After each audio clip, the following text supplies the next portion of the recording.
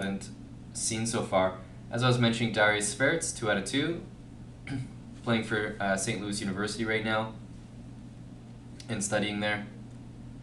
Against Nihal Sarin, we will recognize this name from the Pro Chess League, playing for, was it, I don't believe it was Mumbai, it was maybe Delhi, I think the Delhi Dynamite, because they played against Magnus Carlsen's team, and we did see the clash between Sarin and Carlsen.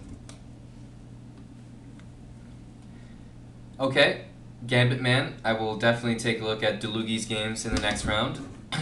I commentated on Title Tuesday a couple months ago where Delugi actually won it, so he definitely has some documented success in these tournaments.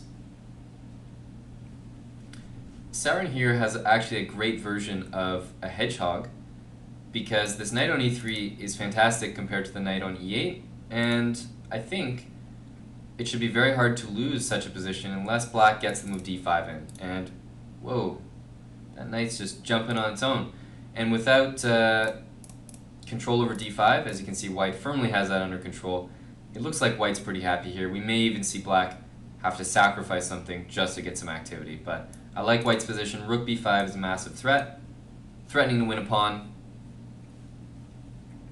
And without d5, where is black's counterplay going to come from?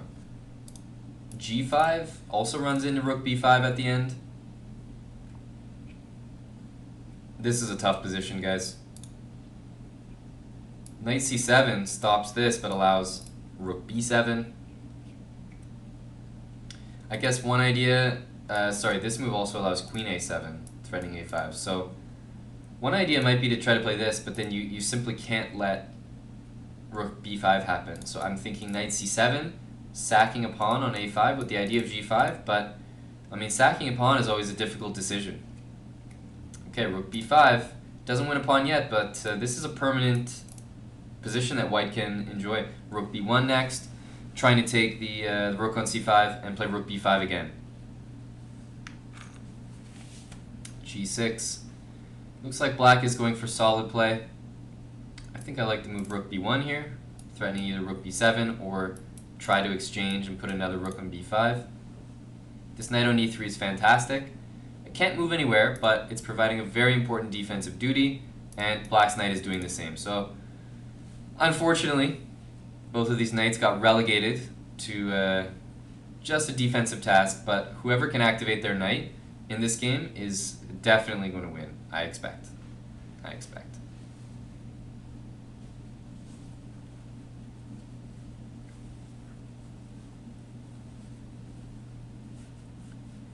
Loner Druid, you met me in South Africa. That was a great trip, South Africa. I had a lot of fun going to the WICC in Durban, South Africa. Really enjoyed myself there. Had a couple flaming Lamborghinis. I guess maybe only people from South Africa will know what those are. But I fell in love with the flaming Lamborghinis. That's all I can say.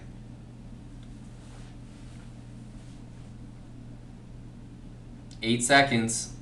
This could be a big upset, guys. But what on earth? Ooh, I don't know about that. White's knight, still passive. And black's knight doesn't have a pawn to defend anymore. It's going to get active. Are we going to see rook d2? And then knight here?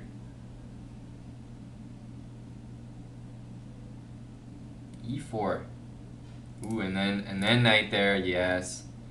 Guys, I said I predict that the person who's going to win is going to be the guy who activates his knight. Black's activated his knight. Let's see how my prediction stands. Ooh, rook takes c4 was a good move there.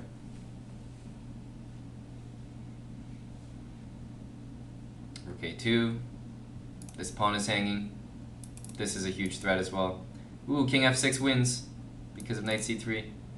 No, he did it in the wrong order. If you play king f6 here is what I meant. The rook has to go here, and then you can check and win. But tough to see that with seconds on the clock. It's not making it so easy, but I think that black is going to come away with the victory here.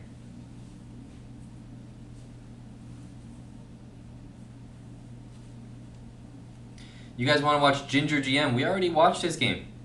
There's a lot of players in this event we got to keep track of, especially the leaders, and we will get back to Simon Williams if time permits, or if he starts doing really well. Then we'll watch his games every round. But we got a lot of players we need to catch up on.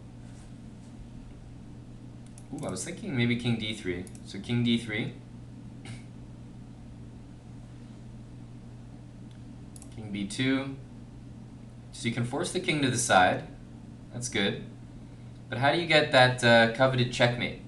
If King C3, there's always check. Probably bring the king over here. Ooh, King C2. Ooh, that's it. That's got to be it, guys. There's mate in 1 there. Mate in 1.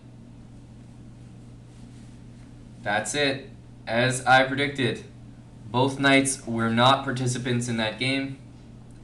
They had to activate. They had to activate the knight, and black did that. White did not. That knight's on h5, not doing anything. As expected, you are going to come away with the victory if you do that. And Gao Wayne Jones